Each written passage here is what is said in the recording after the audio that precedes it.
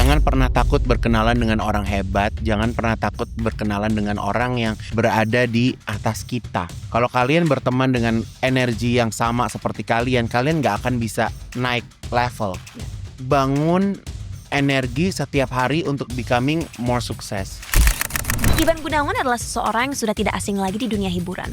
Dengan karir sukses yang sudah melebihi 2 dekade, Ivan Gunawan juga ternyata punya berbagai bisnis yang bergerak di bidang fashion, cosmetics, F&B, dan lab-grown diamonds. Aku pernah ngerasa zonk dan nggak berkembang tuh di saat aku pegang beauty pageant. Mungkin udah ada puluhan miliar yang aku invest. Your own money, uang pribadi? My own money. Tapi setelah akhirnya kita meetingin, Kak Igun, ini kalau Kak Igun kemarin 5 tahun nggak bikin pageant, kita udah mungkin punya 10 toko sampai hari ini. Jadi kayak ngalamin kemunduran gitu, terus aku yang iya juga sih ya gitu. Karena sekarang rezeki itu nggak bisa ditunggu ya Cinta. Yeah, you're right. Kita harus menjemput rezeki itu. Yeah. Karena aku juga lulusan SMA, tapi aku banyak ada yang S3, ada yang S2 sesuai dengan bidangnya gitu. Jadi seru juga bisa ngomel-ngomelin anak yang sekolah ya gitu kan.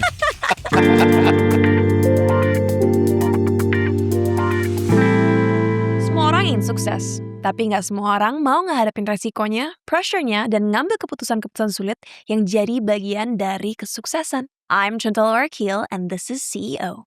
Tempat kita ngobrol jujur tentang apa yang dibutuhkan untuk ngebangun sesuatu yang bisa tahan lama. Langsung dari orang-orang yang udah ngejalaninnya. Dan hari ini kita kedatangan salah satu desainer dan public figure besar Indonesia. Gak hanya sukses di fashion dan entertainment, tapi juga punya banyak banget bisnis di berbagai sektor. Please welcome Ivan Gunawan. Kak Gun, Ya. I know you're a very busy person. Aku sendiri pernah ngeliat secara langsung bagaimana kita dari acara podcast ke fitting, Kak Gun ketemu klien lain, ngedesain.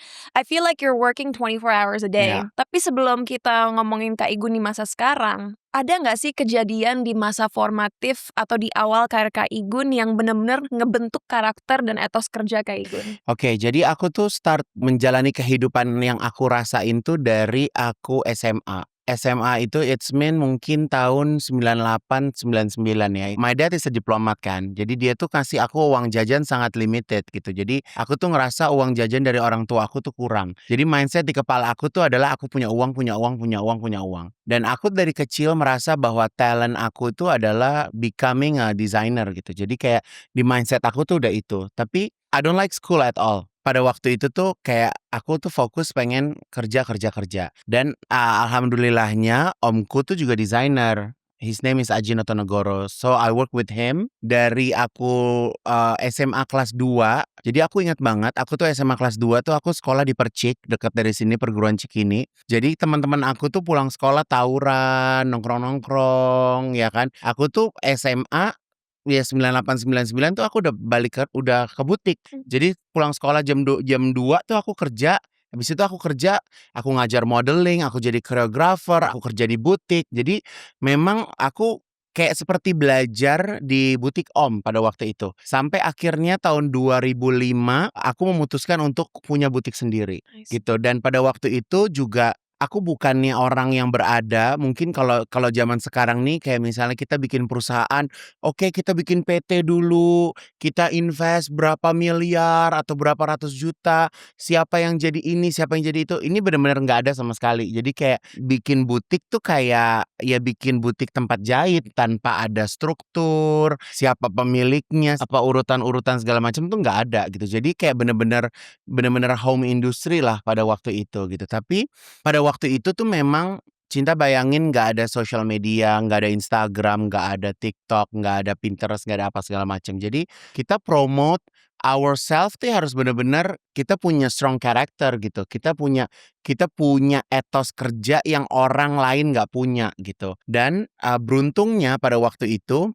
tahun 2003 itu aku kenalan sama produser namanya Richard Buntario. Nah, jadi Richard Buntario itu sebenarnya yang memperkenalkan aku ke dunia entertainment. Okay. Jadi entertainment business sama fashion business aku jalani bareng. Jadi aku jadi kayak punya opportunities, contohnya untuk bisa ketemu Reza Artemevia, aku bisa ketemu pada waktu itu AB3, bisa ketemu Yuni Syara, bisa ketemu Rosa, bisa ketemu Krisdayanti. Mungkin kalau tukang jahit atau desainer lainnya yang start dari awal, mereka nggak punya opportunities untuk bisa dekat dengan superstar gitu. Iya. Jadi aku first career tuh memang aku menggarap 2 targetku. Orang-orang Cina kaya. Oke. Ya, oke. Karena buat aku klien Cina kaya itu dia pertama, dia ngerti quality materials. Terus kalau party dia all out. Iya. Jadi dia berani untuk spend money to make a clothes gitu. Nah, kalau selebriti itu cara aku untuk kita kan dari mulut ke mulut, tampil dan segala macam. Jadi semua tuh jalan beriringan Cinta. Jadi kalau misalnya Cinta tanya kapan Kak Igun bener-bener punya perusahaan, aku ngerasa punya perusahaan tuh bener-bener di tahun 2018 apa 2017. Wow. Jadi sebelumnya tuh bener-bener home industry. Mungkin Oke. kalau bahasanya tuh UMKM ya. Iya, iya. Kayak yang bener-bener home industry banget deh. Bahkan Kak Igun tuh dulu nggak punya yang namanya accounting. Oke. Jadi pernah on that time, kalau misalnya kita dapat orderan banyak, punya uang, pergi ke LV beli tas, nanti pas udah mau gajian bingung gimana caranya gitu kayak ya karena kan aku nggak punya background accounting, Ya. economics, nggak punya background bisnis gitu. Jadi semuanya itu mengalir gitu aja Cinta gitu. So bisa dibilang Kak Igun pada waktu itu saat membangun bisnis nggak punya mentor ya, benar-benar you Nggak had ada. to learn the hard way. Nggak ada mentor. Jadi semuanya tuh aku dapat dari obrolan sama orang, Mhm. aku ngeliat kesuksesan orang, gimana sih caranya supaya bisa establish di fashion. Mhm. Dan aku melihat sebenarnya turning back aku tuh di tahun 2018, 2017, aku tuh melihat bahwa desainer Indonesia kalau sudah mati, Mhm. meninggal dunia, karyanya nggak ada lagi. Right. Jadi nggak ada legacy. Ya. Jadi on that point, aku langsung pikir, oke, ini nggak bisa. Kita nggak pernah tahu umur kita tuh sampai di mana. Lo mau seterkenal apapun, when you pass away, you're done. Aku nggak mau kayak gitu. Iya. Jadi 2017 tuh aku buat manajemen, ada direkturnya, ada semuanya. Sampai sekarang ada HRD apa segala Iya. macam. Jadi aku tuh mau bahwa karya itu bisa terus dan bisa terus gitu. That's so amazing to hear. Tapi kalau kita ngomongin sebelum tahun 2017-2018 Ya, nih, kan nggak ada tim yang terstruktur, kayak nggak ada HRD, nggak nggak ada ada one man accounting. show. So how did you manage your money gitu? Kan at the end of the day tetap punya staff dong yang Iya, harus digaji. iya, Tapi iya, kalau semuanya nggak terdata dan tidak iya. ada yang mengelola, did you ever run into problems kayak tiba-tiba bulan ini nggak bisa bayar karyawan gitu? Aku sih memang gini ya, prinsipku adalah Iya. setiap bulan pegawai itu harus digaji tepat waktu. Mhm. Jadi, I don't care if I don't have money on that time, tapi for sure pegawai itu harus dibayar. Mhm. Jadi memang dari tahun 2005 aku pertama kali punya usaha sampai hari ini alhamdulillah aku nggak pernah gaji telat. Mhm. Jadi memang ya kita maksudnya belajar lah Iya. gitu kan, menyisihkan uang gitu. Maksudnya bukan yang kayak orang akuntansi, "Oh ini Heeh. keluar berapa," Iya. enggak serumit itu pada waktu itu. Tapi at least dalam 1 bulan tuh kita tahu kan, berapa sih pengeluaran kita untuk butik Iya. gitu, berapa bayar tukang jahit, berapa bayar tukang pola gitu. So far so good sih gitu, walaupun ya kadang-kadang ada berdarah-darahnya Heeh. gitu, ada sih gitu. Tapi kan orang dari luar ngelihatnya seorang Iban Gunawan tuh kaya raya, bahkan bisa berdonasi ke negara-negara lain, Iya, 1 pesawat, iya, pasti uangnya iya. Aku kaya berlimpah-limpah. raya.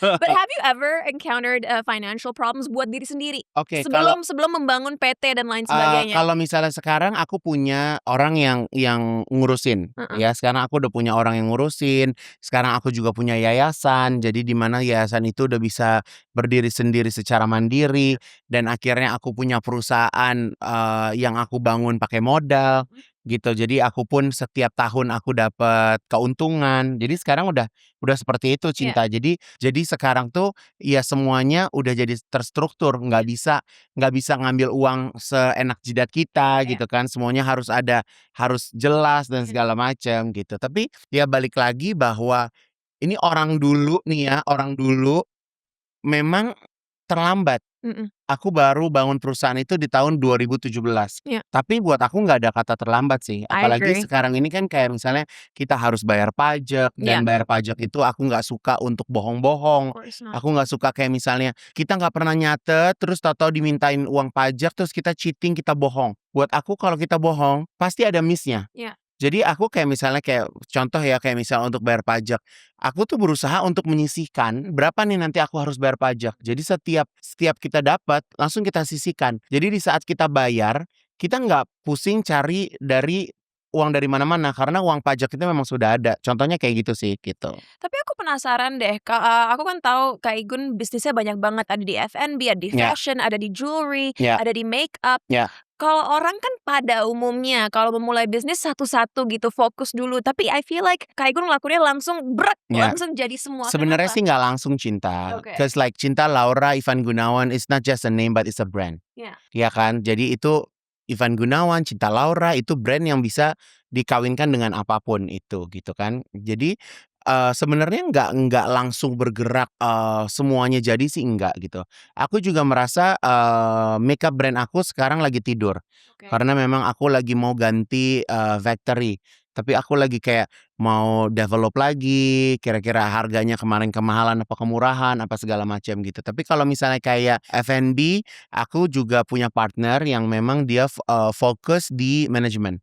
Karena F&B itu manajemennya lebih rumit Iya. dibandingkan fashion for sure gitu. Dan apalagi aku nggak ngerti dari segi manajemennya. Tapi di situ aku handle marketingnya, aku handle kreatifnya, menu-menunya bareng sama King Abdi gitu. Jadi kayak bagaimana kita update warung itu bisa terus growing, happening dan people's come gitu sih. We're gonna talk about your system later on, tapi sebelum itu aku mau nanya, kalau kita mikirin kata berhasil atau Ya. sukses, apa perbedaan paling drastis antara definisi sukses bagi seorang Ivan Gunawan 25 tahun yang lalu saat memulai karir dan sekarang? Apakah definisi itu udah berubah atau berevolusi? Wow, kalau sukses itu rasanya beda-beda Cinta. Kalau aku di fashion ya, biasanya kalau kita merasa sukses dalam menggarap sebuah produksi busana kayak misalnya contohnya aku ada di Muslim brand, kita ini sekarang udah 8 kali lebaran. Kita Oke. udah 8 kali buat baju muslim.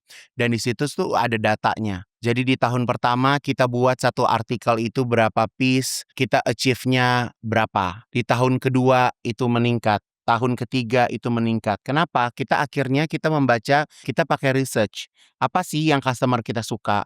Apa sih warna-warna yang di brand kita mereka suka? Siapa sih target marketnya? Jadi kalau misalnya kita buat baju, buat fashion gitu, kita harus tahu target market kita tuh seperti apa. Jadi kayak Gun tuh kan Cinta tahu baju yang kayak suka Cinta pakai gitu. Mm-mm. Dan ternyata market itu is very niche. Ya. Sangat niche karena aku jual start dari 10 juta sampai semahal-mahalnya. Mm-mm. Tapi di saat Kaigun harus terjun ke masyarakat, justru masyarakat kita A, B, C, D, F, G, sampai Z, itu susah banget Cinta. Jadi 8 tahun yang lalu Kaigun belajar dari Kaigun bikin baju 12 juta, Kaigun harus bikin baju di harga 120.000.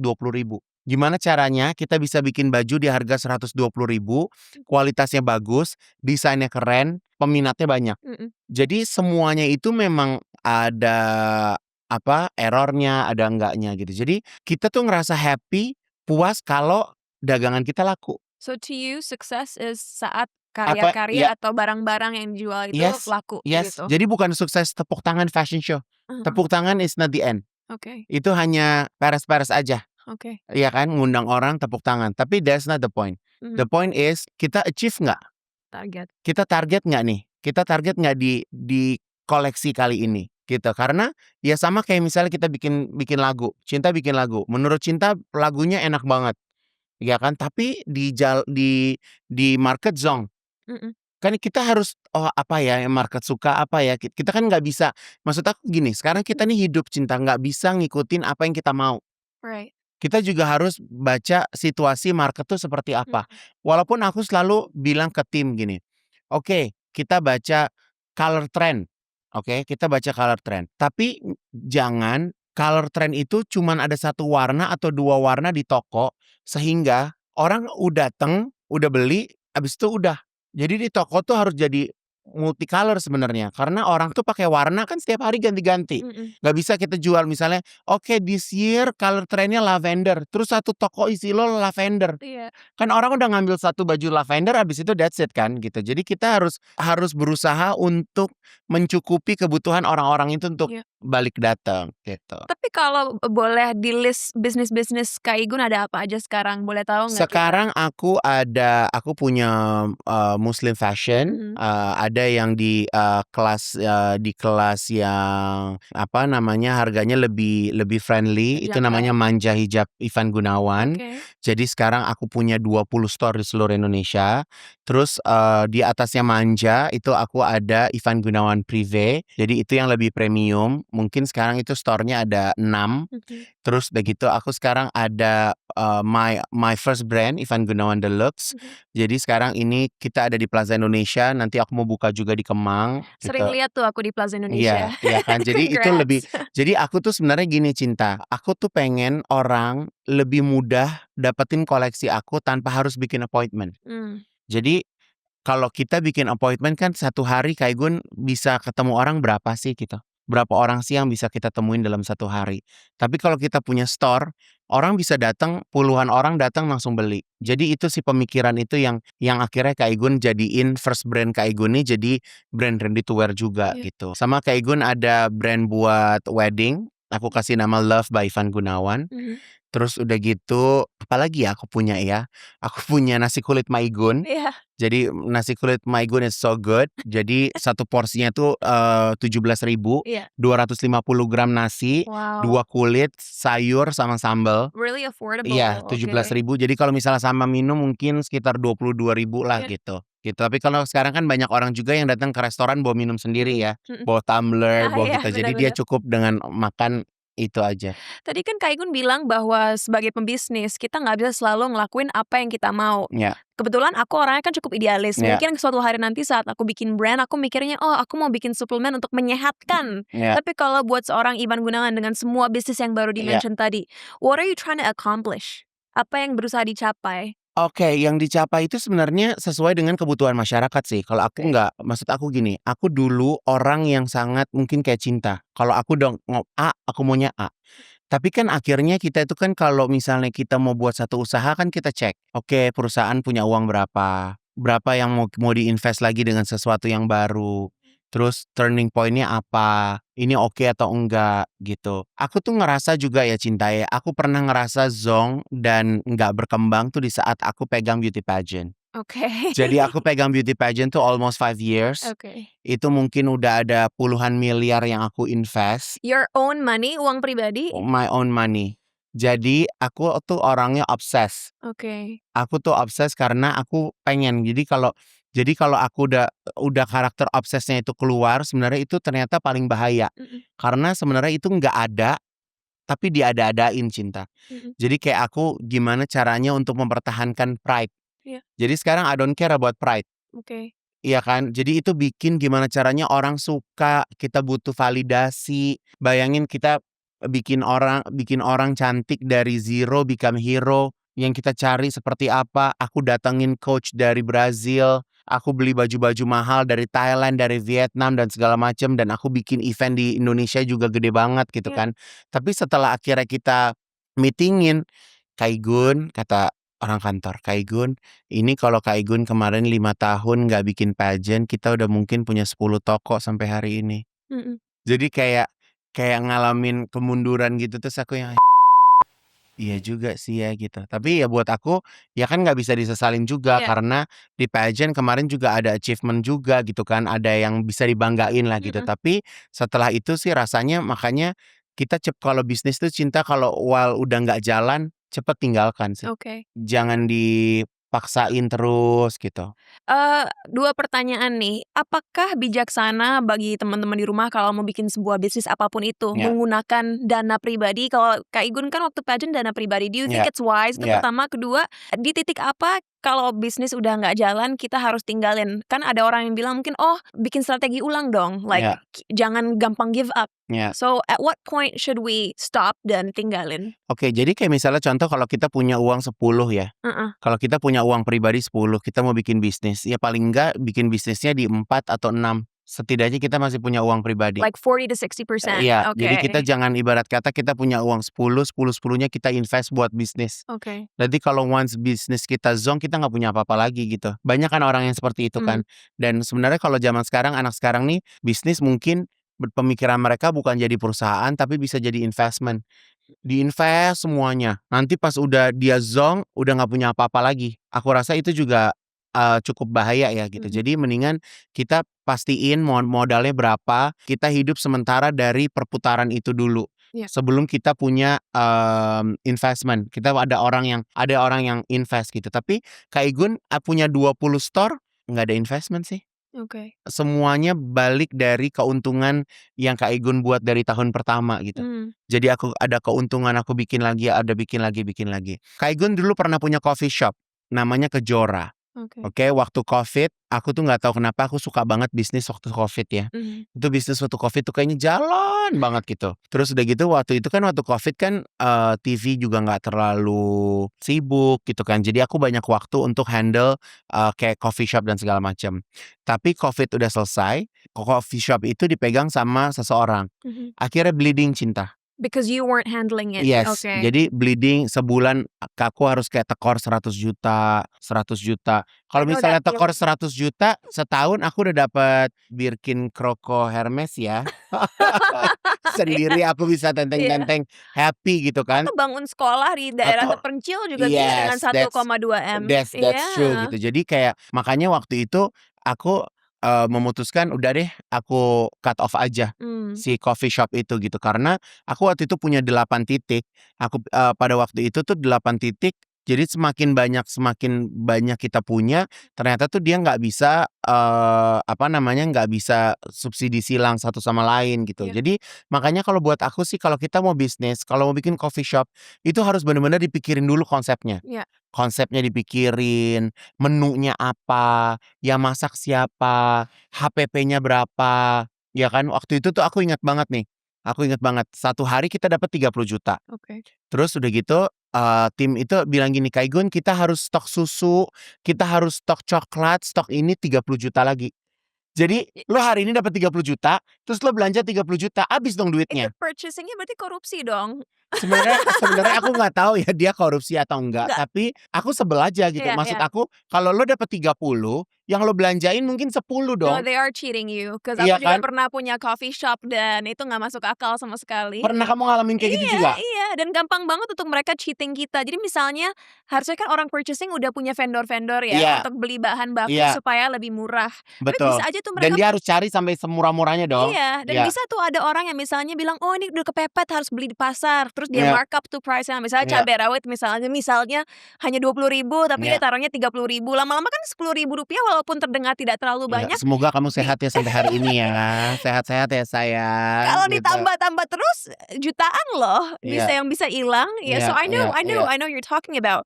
Tapi aku jadi penasaran nih, orang kan mimpinya saat bisnis sudah menjadi sukses Iya. bisa autopilot. Iya. Mereka nggak usah micromanage setiap perintilan. Iya. Tapi kalau Kak Igun sendiri, in all your businesses, are you an owner and an operator atau creative director aja atau mungkin hanya investor aja? Like Oke. seberapa involve-nya atau terlibatnya Kak Igun dalam setiap bisnis-bisnis yang Kak Igun punya? Oke, aku involve tuh mungkin lebih banyak di kreatif ya. Oke. Aku lebih banyak di kreatif karena mungkin itu keahlian aku ada di situ gitu.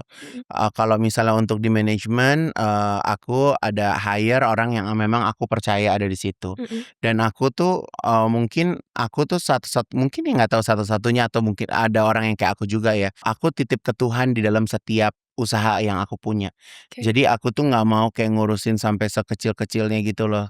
Walaupun aku cek gitu setiap bulan atau setiap berapa bulan mereka kasih laporan growing kita seperti apa gitu. Jadi aku tuh lebih banyak sebenarnya di sisi kreatif gitu. Oke. Karena walaupun sekarang dulu nih Cin, aku susah banget kerja dengan tim. Ya. Ya kan, semuanya aku manage sendiri. Aku ketemu klien sendiri, aku beli kain sendiri, aku fittingin sendiri, aku mau detail seperti apa sendiri.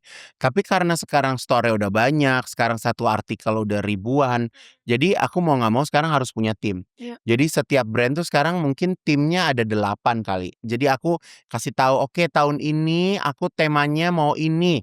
Mereka kembangin, mereka laporan ke aku. Jadi kayak kita kerja tuh udah enak banget gitu. Jadi kayak kecuali kayak misalnya, "Oh, Cinta mau ada ini." Jadi aku kasih pemikiran sendiri, "Oh, ini seperti ini seperti ini seperti ini," gitu. Karena ada, style-style atau desain-desain yang tim kan nggak tahu aku maunya apa Iya. gitu. Jadi aku lebih lebih lebih banyak di kreatif sih sebenarnya. Oke. Ya. Tapi sekarang dengan berbagai perusahaan yang Kak Igun punya, apakah Kak Igun punya satu tim sentral Ya. atau setiap perusahaan ada timnya masing-masing? Oh, setiap perusahaan ada timnya masing-masing. Oke. Jadi, setiap perusahaan jadi kalau misalnya kita meeting, aku akan meeting dengan head-nya Mhm.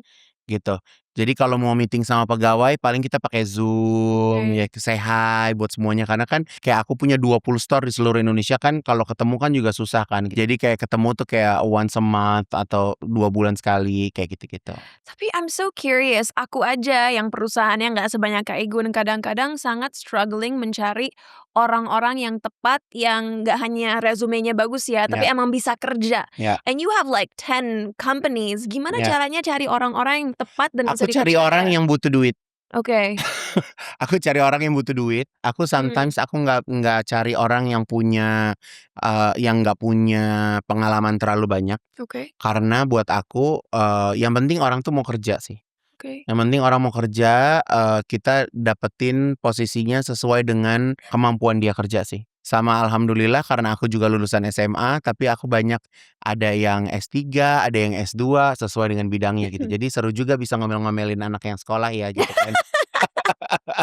Bisa ngomel-ngomelin Heeh. gitu. Jadi ya jadi kalau aku sih alhamdulillah juga punya pekerja yang, rata-rata awet. Kita kontrak tuh di perusahaan tuh renew tuh every 2 years. Setiap 2 tahun tuh kita renew gitu dan alhamdulillah sampai hari ini orangnya masih itu-itu aja. Jadi kalau Oh. misalnya ada penambahan-penambahan, apa namanya, penambahan-penambahan juga itu kecil banget dan sekarang tuh aku punya tim yang timku itu usianya sudah hampir 60 tahun. Oh Jadi aku really? mempekerjakan, lansia Oke. and she's really good.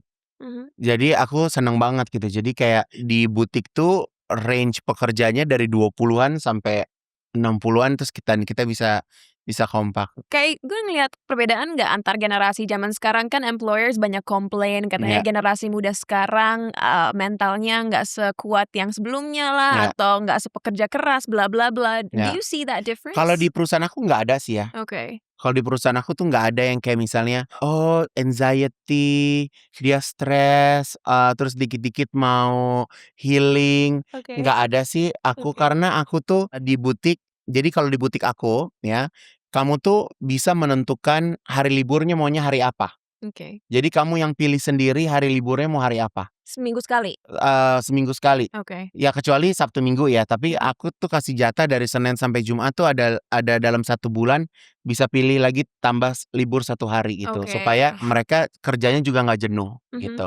Jadi dengan aku menerapkan itu, ternyata malah nggak membuat mereka absen, mendadak cabut nggak kerja, Mhm. ada aja kayak apakah dia mau ngambil side job kayak gitu-gitu, jadi Mhm. nggak ada tuh. Tapi kan di industri kita kayak Gun, kadang-kadang Sabtu Minggu mau nggak mau harus kerja. How do you Yes. overcome that? Ya Apakah kalau Sabtu Minggu kerja, ya pasti kan ada overtime uh-huh. gitu, ya kan. Tapi kan mereka jadi kalau aku tuh sekarang kalau di butik itu kan kerja pakai target. Ya. Jadi pakai target di satu tim, kalau dia nggak achieve, ya dia nggak dapat bonus, Ya.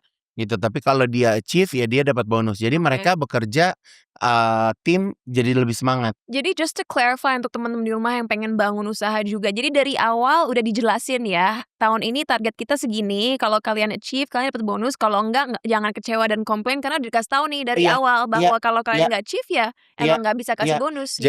Jadi aku tuh juga di butik kayak misalnya contoh ya, misalnya tanggal 15 nih, ini udah ada alarm bunyi.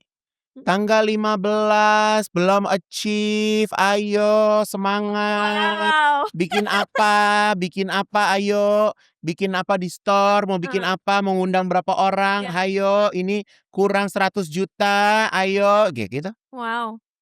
Oke. Karena sekarang rezeki itu nggak bisa ditunggu ya Cinta, Yeah, you're right. kita harus menjemput rezeki itu. Ya. Walaupun kita berdoa, kita sholat, kita minta sama Allah, tapi Allah juga senang di saat kita tuh berusaha dan Berinisiatif. gak berkesudahan Mhm. gitu. Jadi kayak kita tuh nggak bisa kayak ngandelin orang datang sehari berapa tuh nggak bisa gitu. Iya. Jadi kita harus mengundang.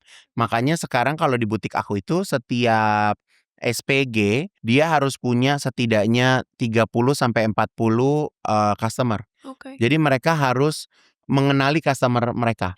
Yang bikin SOP ini dan ngebangun company culture supaya semua orang dari SPG sampai orang finance Kak Igun punya misi dan visi yang sama itu Ada siapa? HRD, tapi dari aku juga. Oke, HRD Kak Igun udah berapa lama sama Kak Igun?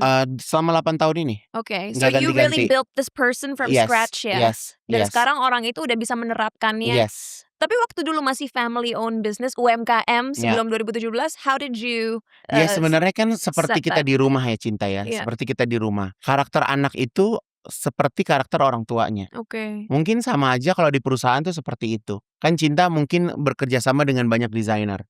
Cinta ke desainer A, they treat you like this. Mhm, Cinta ke desainer B, kok kayaknya nggak friendly sih nih orang nih. mhm. Ya itu kan tergantung dari ownernya tuh seperti apa. Iya. Jadi ya biasa pegawai ya seperti itu sama. Mhm. Jadi ownernya seperti apa, ibunya seperti apa, bapaknya seperti apa, ya anak-anaknya juga mentality-nya yang akan mengikuti dari orang tuanya gitu. Tapi gimana caranya Kak Tapi Igun pernah bikin nggak mereka jujur, heeh. kamu datang ke satu butik gitu terus kok nggak asik banget sih nih mbak-mbaknya, ini nggak friendly gitu, pernah nggak? Mbak-mbaknya sih fine biasanya Iya. ya, tapi pernah ngalamin di mana mungkin desainernya atau tangan kanannya yang nggak se-welcoming itu. Soalnya ada loh desainer kalau misalnya kamu datang naik Innova atau kamu datang naik Alphard, dilayaninnya beda. Oh ya? Iya, ada. Alright. Dan aku pernah dapat customer, dia datang naik motor, dia tuh anak kampus, dia mau nikah. Iya. Dia tuh aku lupa deh, dia di Madura apa di mana deh, pokoknya di Jawa gitu. Dia udah datang ke beberapa desainer ditolak Cinta.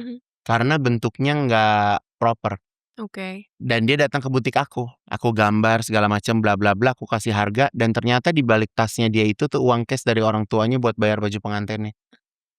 Dan pada waktu itu baju pengantinnya juga nggak murah, 70 juta aku kasih. Iya.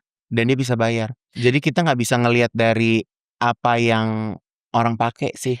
Iya, aku mau bilang aku belajar bahwa kelas itu bukan tentang apa yang kita miliki. Ya. Kelas itu tentang bagaimana kita memperlakukan orang lain. Betul.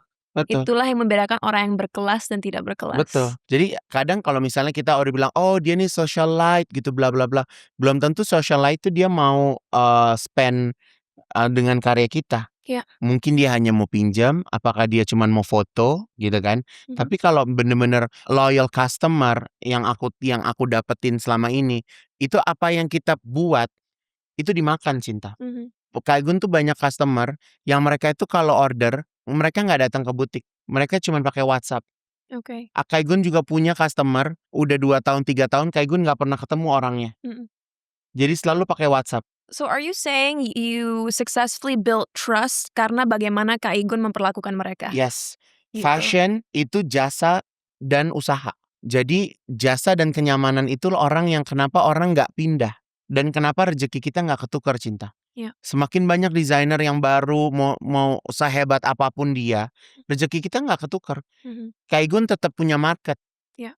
Tetap banyak orang yang loyal sama Kak Igun gitu. Jadi memang ya kita tuh harus bener-bener bisa treat customer tersebut dengan caranya kita. Dan itu tuh nggak ada di paper. Kita nggak bisa nulis SOP harus gimana tuh nggak bisa. Jadi memang kita melayani customer tuh udah seperti mate yang udah hidup sama kita puluhan tahun, yang udah menganggap kita seperti keluarga, yang kayak gitu loh. Jadi ilmu itu nggak bisa diterapkan di SOP terus kita tempel di tembok tuh juga susah juga sebenarnya Cin. Iya. Kalau ini kan membangun loyalitas sama customer, tapi membangun loyalitas sama staff Kak Igun gimana caranya? Karena kan kalau dari luar mungkin orang tahu Kak Igun orangnya blak-blakan like me, very Ya. straightforward. Ya. Keras, tapi keras bukan berarti jahat ya. Keras, you know what you want Ya. gitu. Bagaimana bikin staff betah dikala Kak Igun orangnya ya straightforward dan punya prinsip yang kuat gitu. Ya yang penting kita tuh harus punya mental, jangan kayak mental orang stres ya. Oke. Jadi maksud aku kadang kan ada orang tuh yang hidupnya drama Cinta. kayak orang dikit-dikit marah apa segala macam gitu. Kalau aku sih berusaha untuk membangun obrolan itu dengan nada yang paling enak.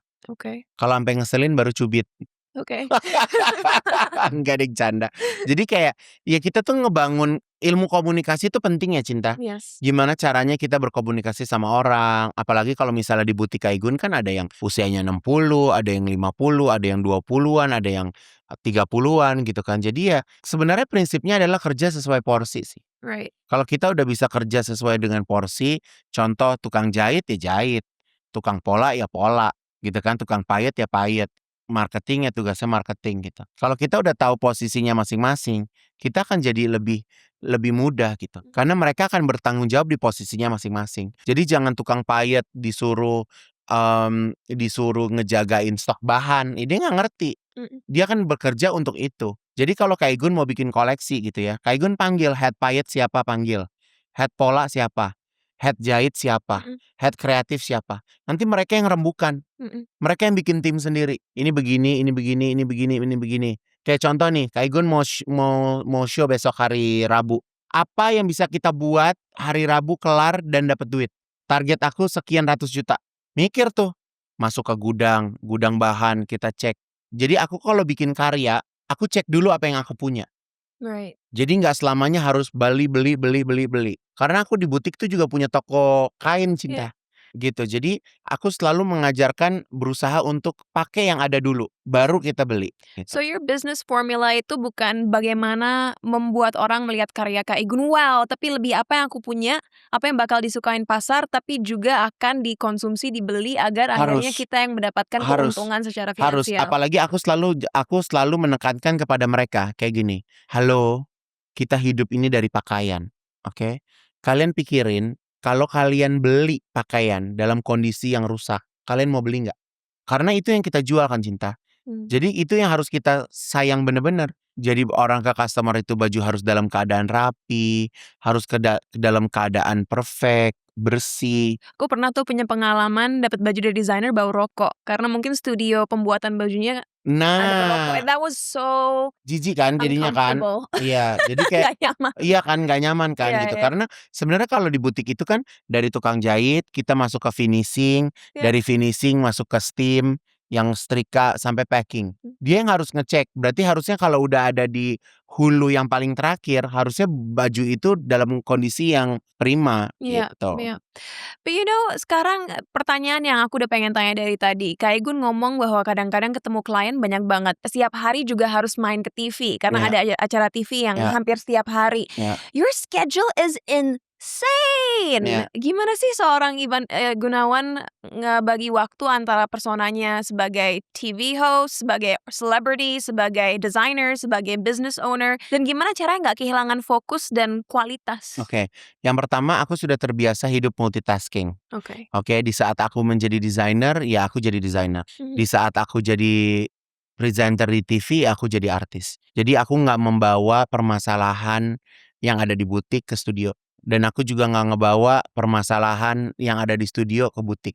Jadi semua aku minta setiap hari itu diaturin time managementnya seperti apa. Jadi kayak misalnya pagi aku ketemu Cinta, aku nggak mikirin butik apa segala macam. Tapi kalau udah masuk mobil, aku bisa kerjain semuanya.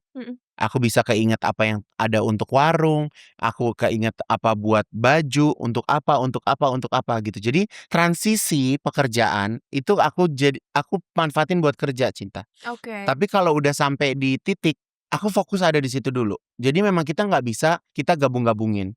Nah, ada kalanya dalam satu hari aku nggak bisa ngambil syuting juga. Jadi misalnya kayak contoh, oke ini mau ada fashion week, ini ada show trend. Aku seharian harus pikirin fokus di baju. Aku nggak ngambil syuting supaya pemikiran kita tuh cuman ada di situ. Tapi emang Kak Igun nggak butuh istirahat? Karena kan banyak orang yang bilang kreativitas itu bisa terhambat saat kita tidak Cinta memberi percaya waktu. nggak? Aku tuh masih tiap hari masih bisa duduk ngopi. Oke. Aku masih bisa ke mall. Aku masih bisa belanja online. Aku masih bisa ajak mamaku makan. Oke. Aku masih bisa pijit di rumah, manggil orang, masih bisa refleksi, mani-pedi. Jadi balik lagi time management tuh kita yang atur, Cinta. Kita kalau misalnya kita mau kerja sampai malam pun aku rasa nggak akan ada habisnya.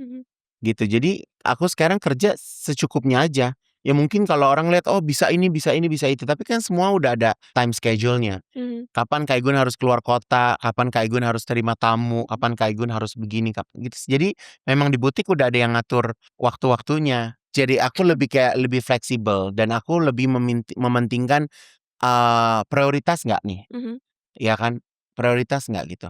Jadi kayak misalnya sekarang nih aku lagi suka banget main film. Oke. Jadi aku lagi ada upcoming movie mau keluar, aku masih rahasiain.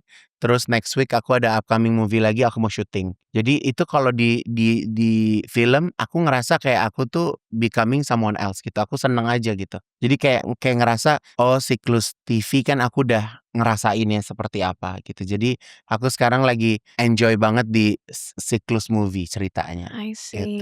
Berarti bisa dibilang kadang-kadang kalau kita ngerasa nggak bisa atau nggak cukup waktu dalam sehari sebenarnya semua balik ke kita ya. Balik ke Kalau ada kita. kemauan Balik ke kita. pasti bisa. Sama satu hal lagi, jangan pernah melakukan sesuatu yang kita nggak bisa, Cinta. Oke. Aku orangnya kayak misalnya gini, orang ngajakin bisnis batu bara, gue nggak ngerti batu bara, gue mau Oke. ngapain bisnis batu bara? Iya, iya. Tahu-tahu kita bisnis pedal, gue nggak ngerti bisnis pedal mau ngapain. Oke. Ya kan daripada invest ratusan juta patungan pedal, mendingan aku bikin sesuatu untuk brand aku kan Yeah, gitu. you're Jadi right. kayak kita tuh jangan sekali-kali membuat satu usaha yang kita nggak ngerti. Mhm. Terus jangan sekali-sekali membuat usaha yang resikonya itu terlalu besar. Oke. So Iya really kan? understand what you wanna do. Yes, Lakukanlah karena riset, betul, ngerti segala aspek dari bisnis itu atau usaha itu baru lakukan. Jika betul, resikonya masih masuk akal. betul. Jadi resikonya tuh kita nggak kaget-kaget banget, Mhm. Cinta. Dan apalagi kalau misalnya kita di fashion sekarang ini kita nggak bisa kayak kita mau buat hari ini besok jadi nggak bisa. Jadi kita harus belajar kayak misalnya contoh nih, masuk hari raya. Kaigun itu desain hari raya dari setahun sebelumnya, Cinta.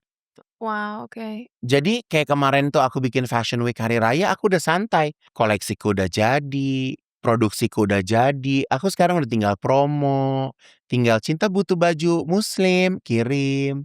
Udah tinggal promo, tinggal marketing plan jalan, penjualan udah jalan dari bulan Januari gitu. Jadi kayak But if lebih you enak. do it a year in advance, nanti kalau udah nggak ngetren lagi look yang dibuat gimana? Aku alhamdulillah nggak pernah punya dead stock sih di butik. Oke. Jadi aku, karena memang, kita tuh ada, pembuatan tuh ada step-nya. Kalau volume 1, demand-nya masih besar, kita masuk ke volume 2. Tapi kalau volume 2, rasanya stuck, kita nggak masuk ke volume 3. Right, right.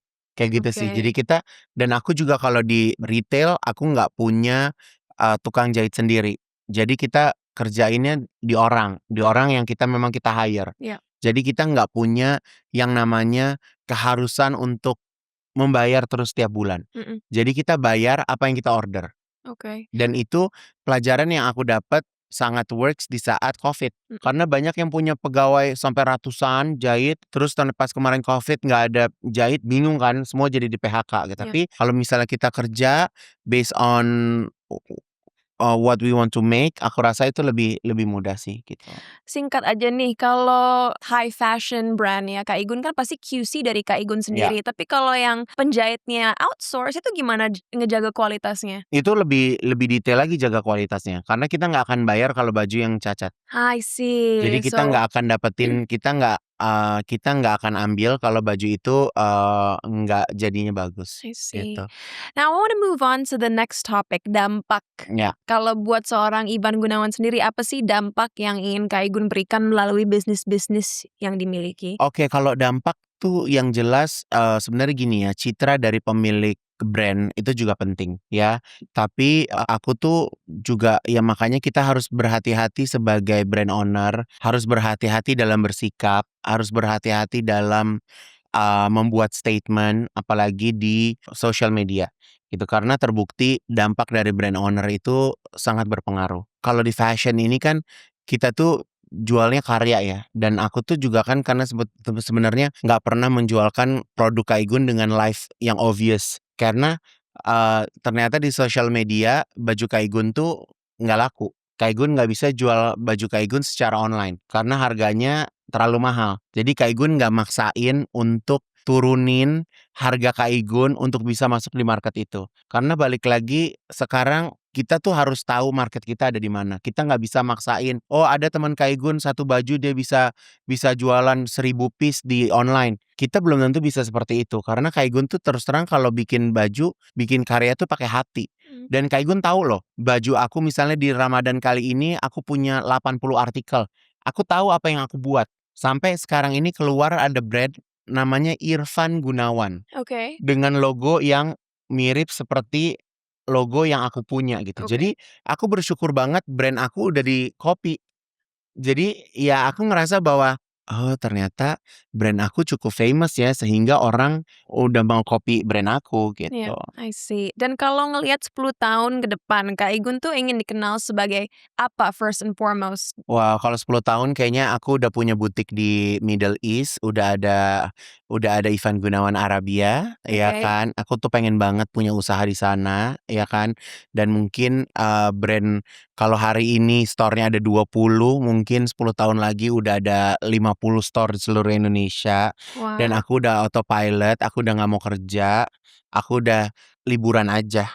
Aku liburan sambil gambar di mansion mana gitu, aku tuh aku pengen nyantai-nyantai, "Cin, kesini dong Cin, ngopi-ngopi," gitu kan. Aku udah nggak mau kerja berat. Mhm. 10 tahun lagi aku pengen lebih banyak ibadah, nggak mau terlalu kerja yang gimana-gimana banget, attending, full of smile, ya kan. Punya badan bagus, gitu. Kita bisa nge-gym bareng. Aku tuh terapin loh, kan kamu bilang kan, you stop eating at 6 kan? At 4. Oh, Tapi 4? nggak apa-apa, kan aku Aku bilang gitu, 6. ya it's Jadi fine. aku sekarang lakuin 6. And, do you feel the difference? Feel the difference, 22 kilo aku turun sekarang. That's why you look so Iya, fresh. 22 kilo Tidur alhamdulillah. lebih nyenyak nggak? Tidur lebih nyenyak Iya parah, kan? iya. Off topic guys, tapi Out of topic, beneran. tapi nggak apa-apa ya. You know, listening to your stories, Ya. it's really inspiring me. Karena walaupun mungkin orang ngelihat aku, oh Cinta juga udah sukses kok. Looking at you, I feel like masih banyak banget yang harus aku pelajari. Karena aku masih jauh banget dari... Jadi satu hal lagi ya, aku tuh bangun perusahaan not because of my fame. Oke. Aku bangun bangun bisnis itu bukan dari popularitas. Oke. Mungkin kalau Cinta, orang tahu Cinta Lauranya dulu, baru Cinta bikin brand. Tapi Kak Igun itu memang bikin brand dari orang belum tahu Kak Igun. Ya mungkin karena Kak Igun desain sendiri semuanya gitu. Jadi sebelum Kak Igun jadi seperti sekarang, karya itu sudah ada duluan Iya. gitu. Nah sebenarnya lebih mudah anak sekarang yang dia udah famous, terus dia bikin brand gitu. Tapi I wanna ask deh, kan orang mungkin dari luar hanya ngelihat enaknya ya, Iya. Kak Igun uangnya banyak, rumahnya bagus, banyak staff, bla bla bla. Tapi kalau boleh tahu, harga terbesar yang harus Kak Igun bayar untuk bisa sebesar sekarang, what was the biggest sacrifice you've had to make in your life? Ya mungkin di 2017 itu, aku mengikhlaskan uang aku untuk aku modalkan buat usaha itu, The fashion. The Fashion. Oke. Karena sebelumnya kan nggak pernah ada modal usaha Cinta. Ya kan, jadi ya nabung gitu. Tapi ternyata kalau nabung terus nggak diputerin, nggak jadi apa-apa juga nggak ada income lagi gitu. Tapi buat aku ngerasa dalam hidup aku sampai hari ini 43 tahun aku nggak pernah ngerasa kesulitan yang gimana banget. Aku bersyukur gitu karena ya setiap orang caranya beda-beda ya Cinta ya. Setiap orang punya garis keberuntungan beda-beda gitu. Aku bukannya bilang bahwa aku tuh beruntung banget, enggak. Tapi maksud aku ada juga bisnis-bisnis yang aku jalanin tapi nggak works tuh juga ada gitu. Tapi aku so far ngejalaninnya aku nggak pernah sampai kayak sedih banget, sampai kayak jatuh banget, sampai kayak terpuruk banget, aku nggak. Jadi lebih baik kalau kita menjalankan bisnis, kalau kita rasa udah kayak nggak bener, cepet-cepet benerin deh. Sebelum kayak gimana gitu. Jadi kayak kita mengelola SDM, kalau SDM kira-kira, nih kayaknya nih orang udah mulai ngaco nih gitu. Jangan didiemin. Iya. Panggil. Kak Igun pernah ada satu pegawai Kak Igun, kerjanya nih ikut apa tuh kayak acara motivasi, marketing, apa yang ikut-ikut seminar mulu gitu. Udah kan, oh kayaknya dia jago banget nih. Dia yang cari panggung maksudnya? Dia Oke. jago banget nih kayaknya udah. Terus udah gitu, ternyata dia itu hire teman Kak Igun untuk bikin brand muslim juga. Terus emang Allah baik ya, kita lagi foto di satu studio, dan dia foto juga di ruangan sebelah pakai brand yang beda. Oke. Jadi kayak dia dikasih lihat langsung gitu loh sama Kaigun, kayak dilihat langsung gitu. Ya Kaigun keluarin lah langsung. Iya iya. Iya kan, jadi kayak langsung, jadi kayak nggak perlu dapat masalah tahu dari orang gitu loh. Jadi kayak tahu sendiri gitu Iya. ya, alhamdulillah. Ya bisa bilang God has been very good to you ya, Ya. selalu berpihak kepada Kak Igun. Tapi nggak bisa dipungkiri kita kerja di industri yang cukup penuh judgment. Ya. Orang tuh gampang banget ngejudge kita. Ya. Kak Igun kan dikenal sebagai public figure yang selain comedic tapi juga commercial. Ya. Pernah nggak sih ada customer yang dalam segmen premium ngeremehin Kak Igun karena ngerasa, oh he's very mass, like maybe his stuff or his items aren't as good as designer A, B, C. Pernah ngadepin itu, and what did you do about Sebenarnya it? aku bukan ngadepin ya, aku kayak misalnya contoh ya, Ya. ada misalnya Ibu Susi gitu. Ibu Susi datang ke butik Kak Igun, dia bawa baju, misalnya aku mau dong buatin baju kayak Yanchen. Oke. Aku mau dong bikinin baju kayak Yogi. Aku bilang, Ibu pergi aja ke Yogi, Bu. Oke. Ini nomornya. Oke. Ibu pergi aja ke Yanchen atau Ibu pergi aja ke Ana Avanti. Kalau Ibu mau datang ke saya, berarti Ibu tahu karakter saya seperti apa gitu. Dan aku bukannya maksain, tapi kalau kalau ketemu klien nih, aku ngobrol dulu nih sama Cinta. Iya. Cinta maunya apa, seperti apa, seperti apa. Lalu Kak Igun gambar. Nah, habis Kak Igun gambar, orang itu harus mau gambar yang Kak Igun pakai. Kak Igun kasih, karena itu dari tangan Kak Igun langsung. Iya. Kalau mereka bisa appreciate, mereka langsung oke, berarti you are my client. Oke. Kalau ada model lain nggak, ada ini nggak, oh itu udah bukan klien aku deh gitu. Oke. Jadi I really like what you said karena banyak banget orang di luar sana yang mungkin saat diremehkan oleh orang lain malah merasa kecil dan itu berpengaruh terhadap karya-karya mereka. Tapi kalau Kak Igun, basically what you're saying is know your worth.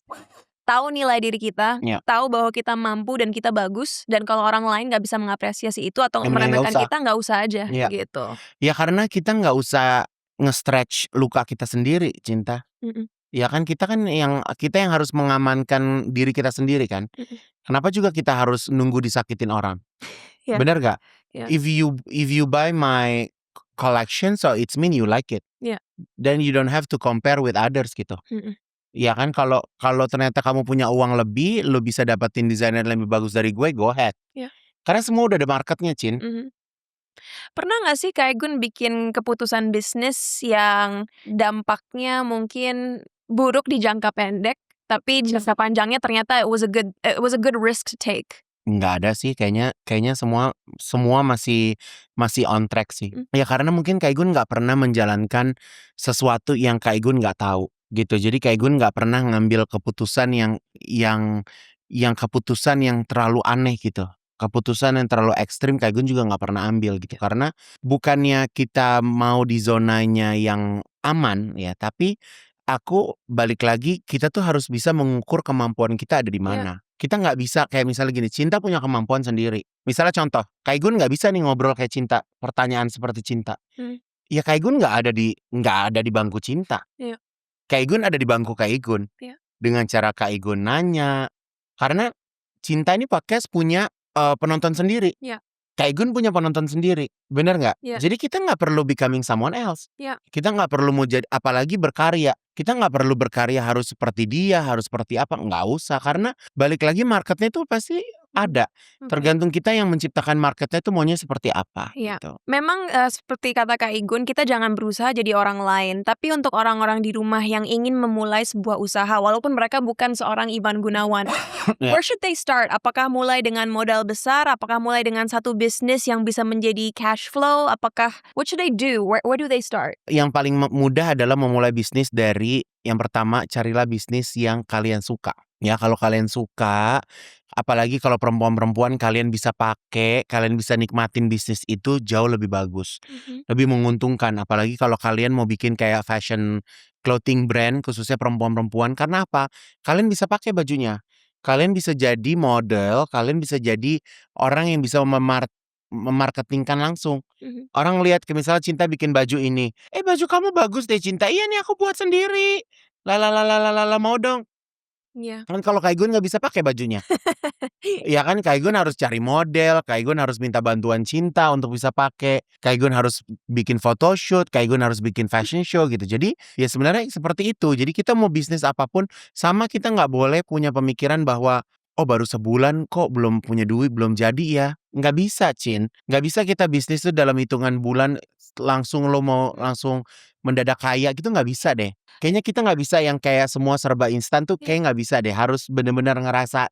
Iya. Karena buat aku jam terbang tuh penting, Cin. Iya, experience is Gitu. so important dan kayaknya moral of the story guys yang paling simple adalah jangan gampang, terlena atau tergiur oleh apa yang orang lain lakukan. Ya, Apalagi dengan social media kadang-kadang kita pengen ngikutin arus, ya. tapi at the end of the day you gotta stay true to Ya, sama yourself. sama banyak orang yang sampai hari ini masih beruntung dibuatkan usaha sama orang tuanya. Mmm, Kak Igun nggak pernah dapat investor, nggak pernah dapat uang jajan besar aja nggak pernah dapat dari orang tua gitu. Jadi nggak pernah dapat privilege apa-apa gitu. Jadi beruntung banget buat kalian yang punya privilege dana atau mungkin dikasih gedung atau dikasih warisan usaha itu buat Kak Igun itu udah bener-bener harus bersyukur banget ya gitu.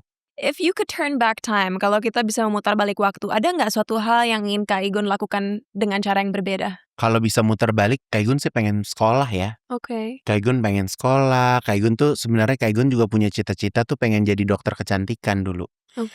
Kak Igun tuh suka banget sama surgery. Jadi Kak Igun tuh suka kayak oh ini bagusnya diginiin tuh Kak Igun suka banget. Jadi kalau Kak Igun mungkin hidup lagi, Kak Igun punya kesempatan hidup lagi, Kak Igun pengen sekolah kedokteran. Kak Igun pengen jadi dokter. Do you think it's too late now? Of course too late. Ya Tapi kan untuk maksudnya sekolah lagi walaupun mungkin nggak kedokteran, untuk at least S1 dalam bidang yang Kak Igun suka. kemarin sempet aku pengen sekolah online kan, tapi kayaknya kepala kayaknya nggak You're sanggup too ya busy. Cinta.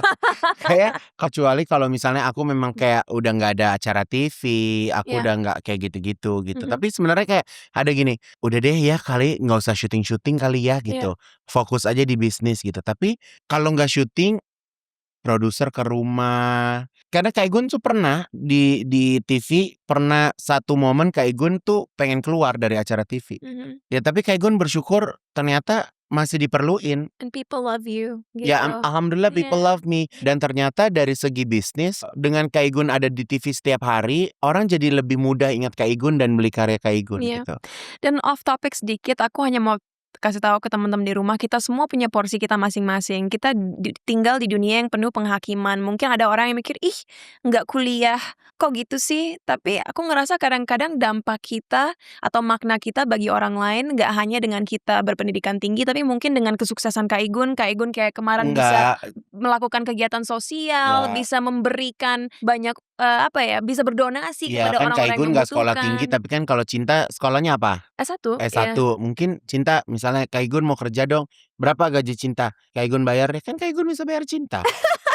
Kak Igun bisa pakai ilmunya Cinta, No, but that's what I'm saying. Setiap orang punya porsinya punya masing-masing and porsinya we can do good masing-masing, dengan cara yes. kita Tapi aku sendiri. juga nggak mengiyakan bahwa oh Kak Igun nggak usah sekolah, Mhm. nggak gitu juga. Kak Igun tuh juga walaupun nggak sekolah, tapi Kak Igun tuh berusaha meng-upgrade skill Kak Igun. Dari mana? Baca Iya, buku, lihat, belajar dari orang, window shopping, bergaul, iya. ya kan? Menambah wawasan tuh banyak Menambah banget caranya, wawasan, nggak ya hanya kan? lewat pendidikan formal, tapi Betul, betul. inisiatif kita Dengan sendiri. kita terbiasa Cinta, dengan Ya, kita terbiasa akhirnya kita dapat ya, ilmunya, gitu. that's true. Bahkan mungkin kayak misalnya aku suka bercandain gini, "Coba gue tanya, lu dulu sekolah belajar nggak kayak begini?" Kayak orang suka, "Ya Allah Kak Igun kalau kerja begini, kerja langsung tuh sekolah nggak ada apa-apanya." Mhm. Jadi kalau sekolah kan teori teori Iya, teori, iya, kalau ini kan kita bener-bener praktek, praktik, Cin. ya.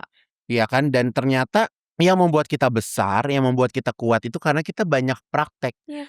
Jadi kayak misalnya gini, Cinta jadi penyanyi, ngedance. Kalau Cinta latihan terus di studio, Cinta nggak pernah ada show, Cinta nggak akan bisa jadi bagus. Iya. Karena rasanya beda. Mhm. Jam terbang itu beda. Dengan kita diapresiasi, dengan kita dipuji, dengan kita ditepuk tangan, dengan kita dibayar sesuai dengan nominal yang kita inginkan, itu rasa energi kita tuh beda, Cin. Iya. Makanya kita tuh disebut professional. Mhm. Karena kita dihargai. Iya. Gitu, kita bukannya volunteer. That's true, but this brings me to my last question, Kak Igun. Kan sebagai manusia nggak bisa dipungkiri kadang-kadang ada rasa jenuh. Bahkan saat kita diapresiasi pun kita tetap ngerasa nggak dihargain. Itulah kekurangan manusia. Sometimes we're not grateful. Iya.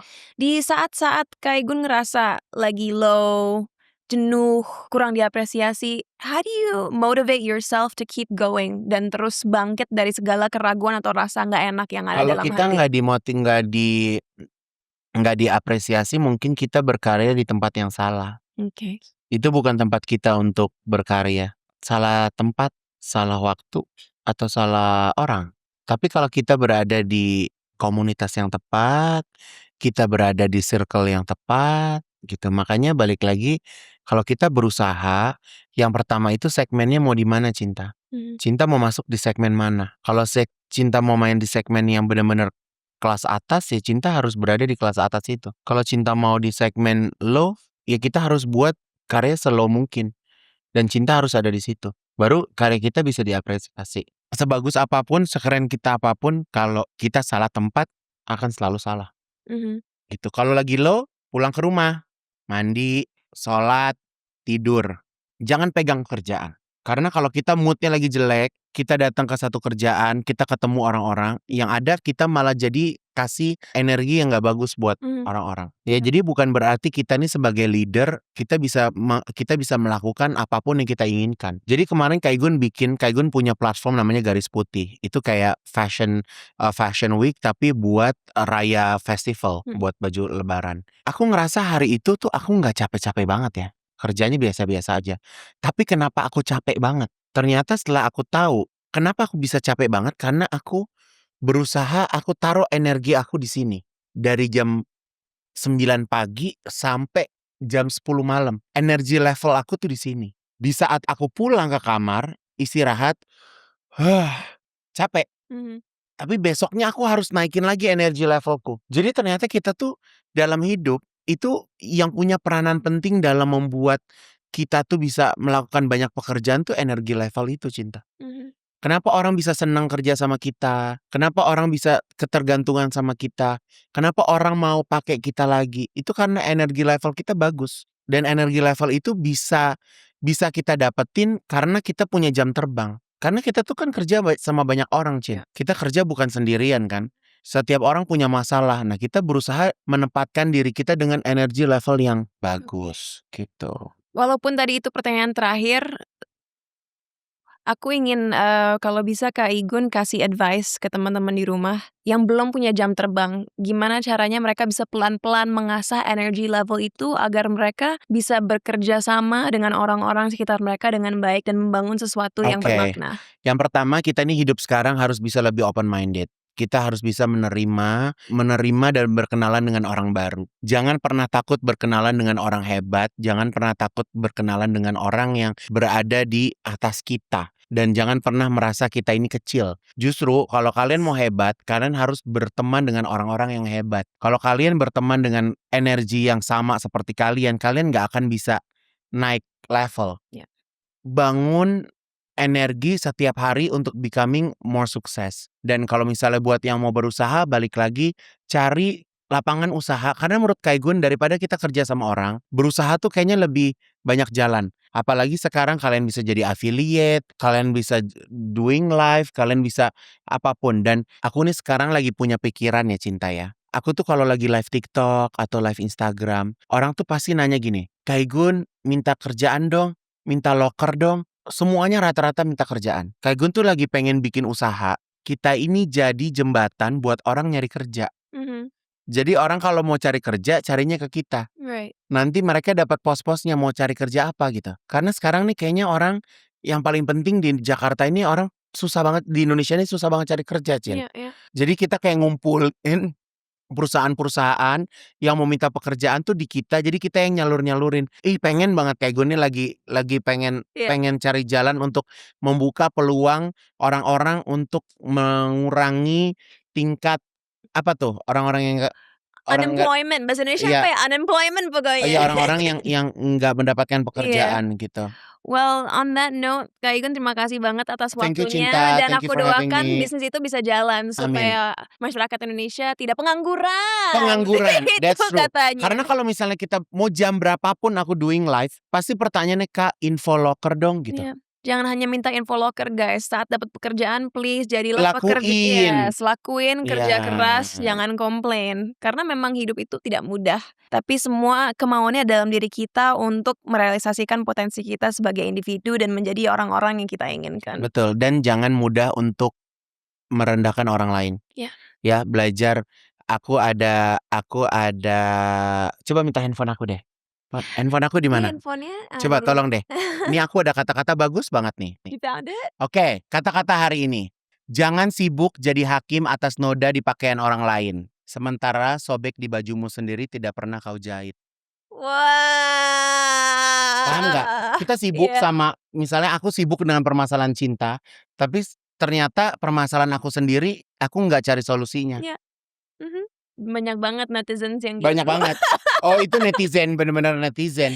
I think Ya kan, kalau misalnya kita lebih aware dan lebih mencintai diri kita sendiri, kita nggak akan punya waktu untuk sibuk dengan urusan orang lain. That's true. Dari Ivan Gunawan, kita belajar bahwa kesadaran akan skill set dan kemampuan kita itu penting dalam membangun sebuah usaha. Resiko pasti harus diambil, tapi jangan mengambil resiko yang nggak bisa di-manage dan ditangani sendiri. Sadari nilai diri kita sendiri sehingga kita tidak lagi peduli akan orang-orang yang meremehkan kita. Karena pada akhirnya, kelas ditentukan oleh bagaimana kita memperlakukan orang lain, bukan persepsi orang akan apa yang kita miliki. Sampai ketemu di episode CEO berikutnya. Ivan Gunawan pamit. See you next episode. Bye!